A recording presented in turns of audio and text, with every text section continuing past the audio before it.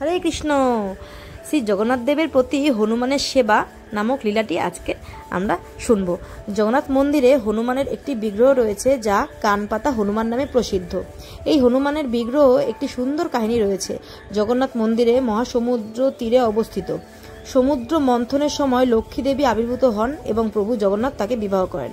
এইভাবেই সমুদ্র কন্যাকে বিবাহ করার মাধ্যমে প্রভু সমুদ্রের জামাতা হন এবং সমুদ্র প্রভু জগন্নাথ দেবের সম্পর্কে শ্বশুর হন। রাত্রিতে মহাসমুদ্রে তরঙ্গমালা সশব্দে তটভূমিতে আছড়ে পড়ে এবং সমগ্র পুরীতে সেই তরঙ্গের শব্দ সারা রাত শোনা যায়। একবার সেই শব্দেও শ্রী জগন্নাথ মন্দিরে প্রভুর নিদ্রায় ব্যাঘাত সৃষ্টি করে। প্রভু সমুদ্রকে আদেশ দেন যে এত গর্জন যেন সে না করে এবং তার নিদ্রা যেন বিঘ্ন না ঘটায়।